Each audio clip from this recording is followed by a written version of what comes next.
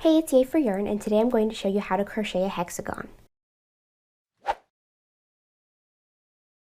So here are a few of my sample hexagons in some different sizes. You can make this any size you want. And you're going to need some yarn, some small scissors, a yarn needle or a blunt tapestry needle. I have a bent blunt tapestry needle. And you're going to need a stitch marker to mark the end of your round and a crochet hook. So we're going to start with a magic loop. And basically this means we're doing something a little different than a slip knot and, making a little ring of chains to work into. We're going to make a loop like so, just like you were going to make a slip knot, and grab the working yarn and pull it through just like you were going to make a slip knot. But instead of pulling it tight, we're going to leave it open. I'm going to insert my crochet hook into the loop that we pulled through. We're going to leave this bottom loop open. And we're going to close it up when we are ready. So this is worked in a continuous spiral, and we use the stitch marker to mark the end of the round so that we don't get confused. We're going to start by chaining 1, like that, and then we're going to work 5 single crochets into this ring that's created by our magic loop.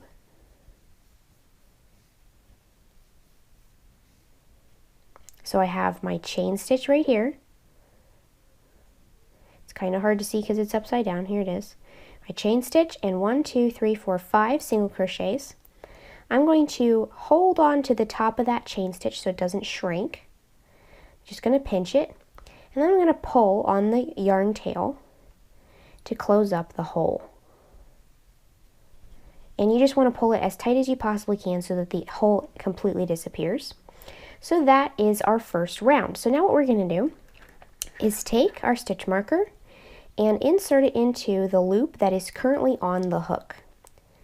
So for round 2, we're going to start by crocheting into our spiral, and we're going to be carrying this tail yarn and working over top of it so that we don't have to weave it in later. So I'm going to work 2 single crochets in every stitch around. So this first one is the chain that we did at the beginning of the first round. I'm going to work 2 single crochets in that, and again I am crocheting over the tail. Then I'm going to work 2 single crochets in each of the other single crochets around until I get back to my marker.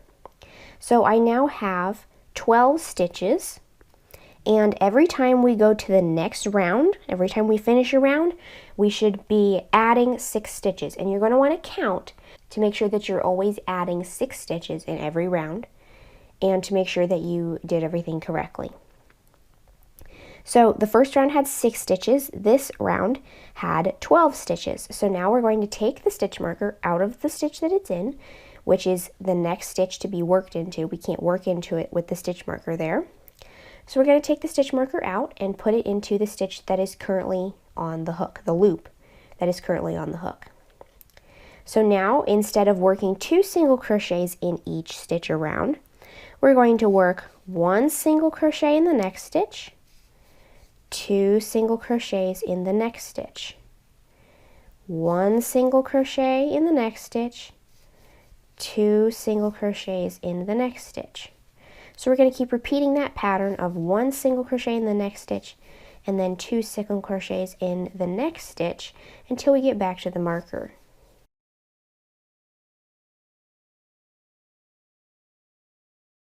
Alright, so I'm back to my marker, and you should now have 18 stitches. And just so that you understand how this is going to work, every place where we put 2 stitches into 1 stitch, that is our corner. So you can kind of start to see the corners forming. Here's 1, 2, 3, 4, 5, 6. And as it gets to the next round, you'll see them a little sharper. So we're going to take the stitch marker out again and put it in the loop that is currently on the hook. And this time, instead of working 1 single crochet in the next stitch and then 2 single crochets in the next stitch, we're going to work 1 single crochet in each of the next 2 stitches and then 2 single crochets in the next stitch. So I've got 1 single crochet in the next 2 stitches, and then 2 single crochets in the next stitch. And I'm going to keep doing that until I get back to the marker.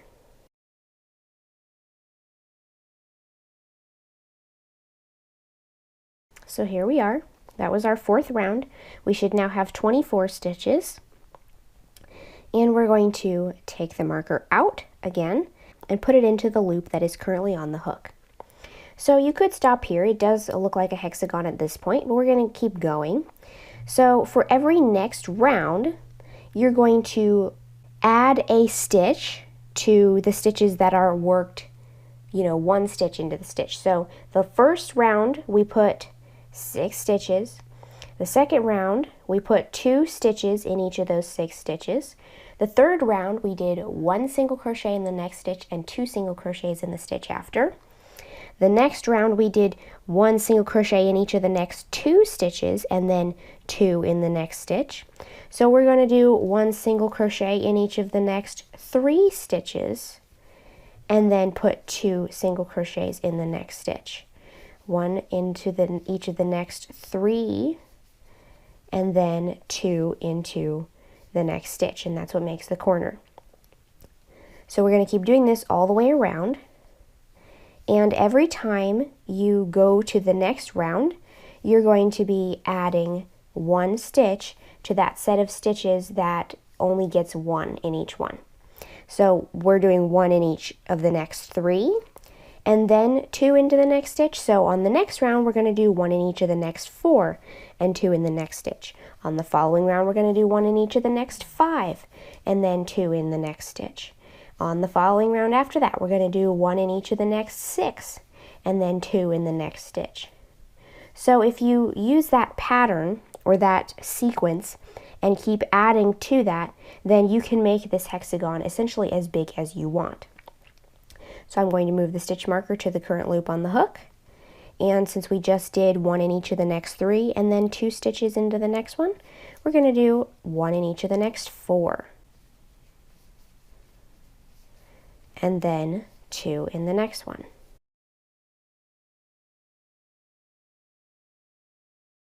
So we're back around to the beginning. We're going to move the stitch marker to the current loop again. And this time we're going to do 1 in each of the next 5. And then 2 into the following one.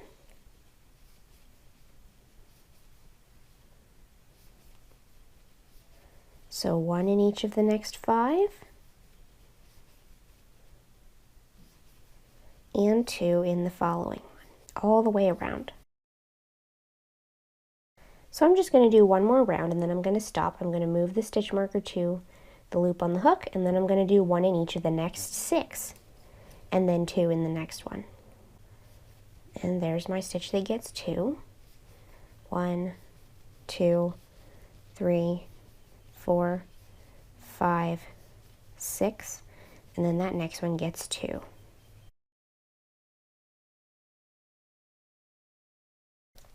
Alright, so I am back to my marker. That's as big as I'm going to make mine. And there is my hexagon. Now to finish it all off, what we're going to do is take the stitch marker out completely.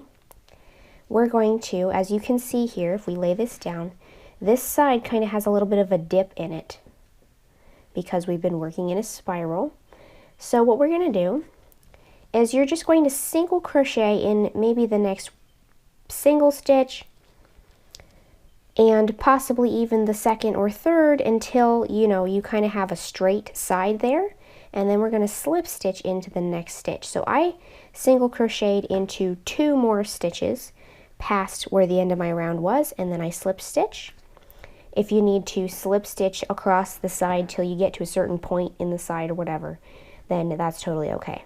And now I'm going to cut the yarn and tie off. If you're going to be sewing them together, you can absolutely leave a long tail to sew them together with, but I'm just going to be making individual hexagons for this video. So I'm going to take my yarn needle and I'm going to weave in this tail. So I'm just going to trim what's left of that yarn tail, and here's the right side of my hexagon. And you might be wondering at this point why this hexagon is not as flat and doesn't have as sharp points as these other two. And the reason for that is because these two hexagons have been blocked. And especially with hexagons, that's really important to get those sharp, crisp points on your hexagon to make them look neat and tidy. This one is a little bit more of a curved corner here, and it also kind of wants to curl in a little bit like that.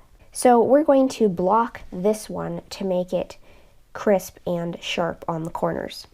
And my new favorite tool for blocking is this pressing board. This is super handy for blocking motifs like this because it is wood on the inside. So it's a hard surface that we can pin into the top, softer layers of fabric, but the hard surface underneath helps keep the pins in place because, on an ironing board, it's metal underneath with holes in the metal.